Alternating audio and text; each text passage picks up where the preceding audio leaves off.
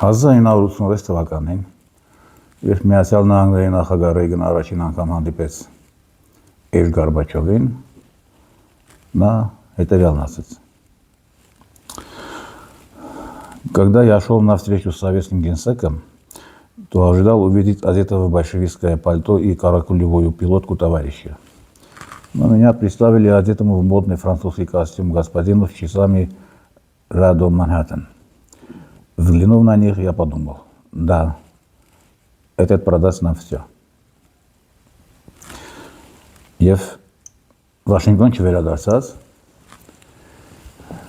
Ռեյգանը հրահանգեց սկսել սովետական միության համար մի կործանիչ օպերացիա, այն է տրամադրել Աֆղանստանի մուջահեդներին Ստինգեր զենիթային համակարգեր։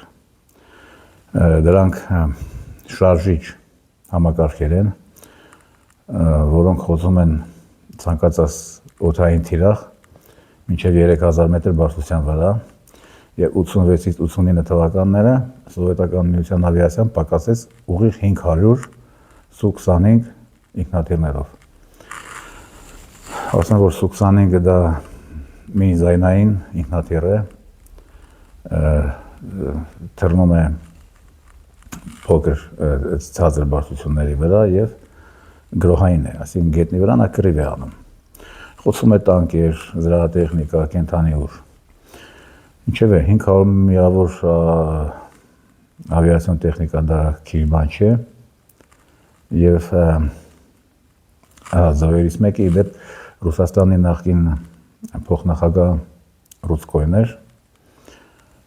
որը խոցվեց, հետո պարաշուտով փրկվեց, հետո գերեվարվեց, հետո դարձավ սովետական միության հերոս, հետո Ռուսաստանի փոխնախագահ եւ այդպես շարունակեց ապրել։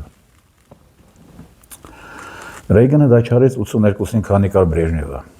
չարեց 86-ին, չարեց 84-ին քանի կար Անդրոպովը, չարեց 85-ին քանի կար իբր ինվալիդ Չեռնենկոն, բայց սկսեց դա անել 86-ին, երբ տեսավ դիմացինը էշ է եւ թշնամի իր ժողովրդին ու պետությանը, գիտակցաբար թե անգիտակցաբար դա արդեն էական չէ։ Ասեմ, քչերը գիտեն, որ Ռեյգանը նախ տաղանդավոր մարդ էր անշուշտ, բայց կատարյալ անգրագետ, այսինքն անգրագետ ինչ առումով, որ նա ապրում էր Աստվածաշնչի օրացույցով, նա չէր հավատում, որ 10,000 տարի առաջ կյանք կար աշխարհում, ընդհանրապես երկրագունդ կար, դինոզավրները ընդհանրապես ծիծաղում էր, որ տես բաներ են գոյություն ունեցել։ Ինչևէ, նա համոզված էր, որ աշխարհն ունի 5700 տարվա պատմություն, Ադամը առաջի մարդն ա եղել աշխարհում եւ ցանկացած միջազգային հանդիպում, ցանկացած լուրջ որոշում ունենալուց առաջ խորհրդակցում էր պայծառատեսների հետ։ Պայծառատեսները դա նրա անվտանգության խորհուրդն էին։ Եվ ինչևէ, չգիտեմ, ամերիկյան պայծառատեսները Ռեյգանի ժամանակ ոնց էին պայծառատեսնում, կոֆեի բաժակով թե ինչով, բայց փաստն է, որ այդ մարդը պատմության մեջ մնաց որպես 27 դարի էֆեկտիվ նախագահներից մեկը, լինելով այն խելքի տերմարդ, որը ես նոր ներկայացրի։ Եվ դա իր մտածողությունը, իր պատկերացումը, աշխարհայացքը ընդհանրապես խոչընդոտ չեղավ, որ նա հասկանար, որ դիմացի գենսեկը կատարյալ էշ է, որից կարելի է երկիրը ուղղակի խլել։ Եվ այդպես էլ եղավ։ Հիմա դառնանք Հայաստան։ Ովքեր որ հետևել են երեկվա օրգիային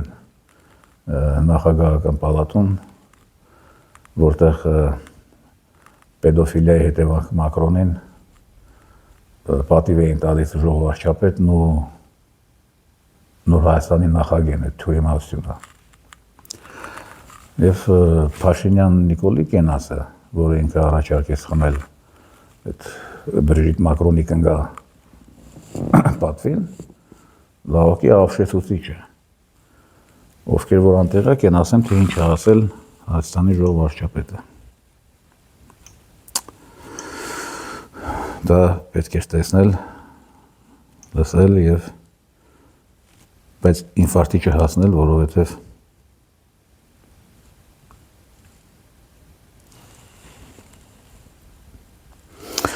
ուրեմն սրա ասելով Մակրոնը ամենամեծ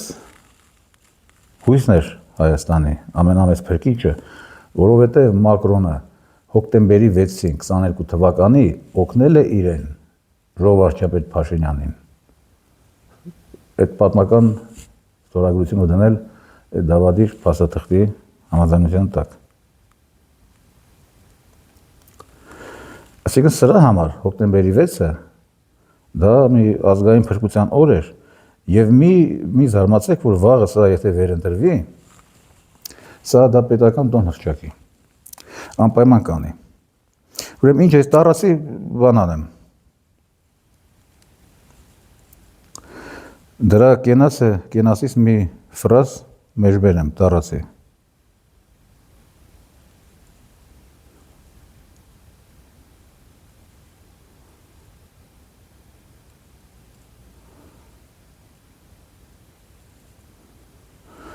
Կներեք մի բան։ Նախ ասել է, որ Հայաստանը ներկայում անցում է կատարել գոյատևման օրակարգից դեպի զարգացման օրակարգ, ձևավորելով իրական Հայաստանի գաղափարախոսության վրա հիմնված նոր ռազմավարություն։ Եվ այդ իրականության ձևավորման առանցքային պահը եղել է 22 թվականի հոկտեմբերի 6-ի Պրահան, որտեղ Մակրոնը հանդես է եկել բացառիկ վճռականությամբ եւ սկզբունքայնությամբ։ Լավ, սա ինչ է։ Հետո շարունակում է, այնինչ ես այդ օրը տեսել եմ, այդպիսի համոզմունք, նվիրվածություն, սկզբունքայնություն եւ վճռականություն ես չեմ կարդացել ոչ մի գրքում։ Ոնց հասկանանք սրա ասածը։ Ամսի 6-ին, հոկտեմբերի 6-ին 22 թվականին սրանք խուդել են Արցախը, ցեղասպանություն են կազմակերպել, իսկ հայրենազրկումը դա ցեղասպանություն է, ցեղասպանության ձևերից մեկն է, ըստ միջազգային իրավունքի, եւ նա շնորհակալություն է հայտնում դրա համար Մակրոնին։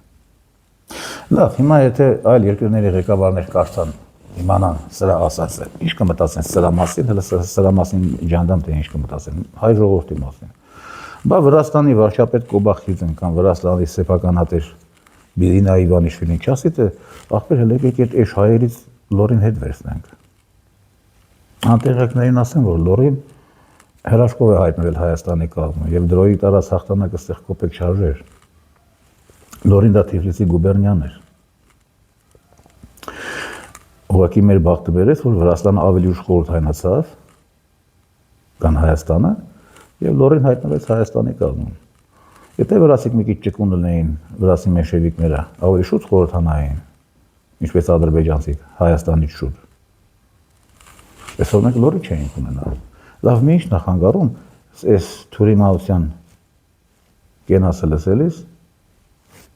վրացիներին գրգրել, թե ապրել եկեք փորձենք հայերից լորին տանել։ Խիպ է ամերիկացիք դեմ մնենք, կան եվրոպացիք։ Մենք դուրած ազգ ենք, Աբխազիա ենք կորցրել, Օսիա ենք կորցրել, հետո լորինը հետ վերցնենք, դա է մեզ կլինի, ով պիտի դեմ մնի դրան։ Լավ կա Մակրոնը, որը մարդ չի, որը եւ պեդերաստ է,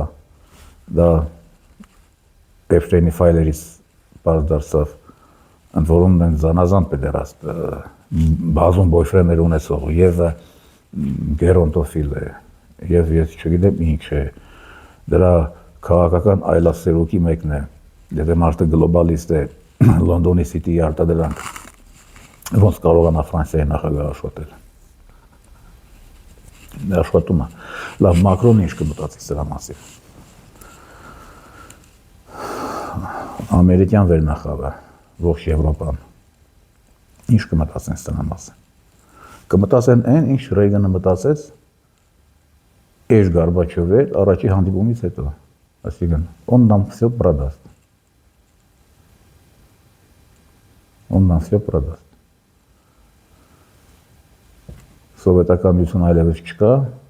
մի էջ գեղացու շնորհիվ, վաղը չի լինի Հայաստան, շնորհիվ ժողովարդապետ Փաշինյան Նիկոլի եւ նրա արևմտյան վերադասների։ Այլ ապագա, ես այս երկրի համար չեմ տեսնում, այս ազգի համար, քանի կա Փաշինյան Նիկոլը, եթե նա վերարտադրվի, եթե Հայաստանի ընդդիմությունը պնդություն եւ արիություն չցուցաբերի,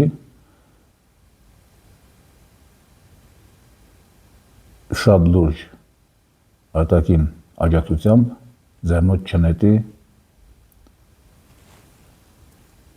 լակոտակրատիայի արևմտյան վերադասներին Բրյուսելում եւ Վաշինգտոնում։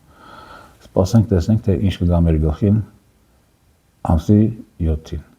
քիչ մնաց։ Առայժմ այսքանը, խնդրում եմ բաժանորդագրվել իմ Telegram-յան եւ YouTube-յան ալիքներին, թե հանդիպենք։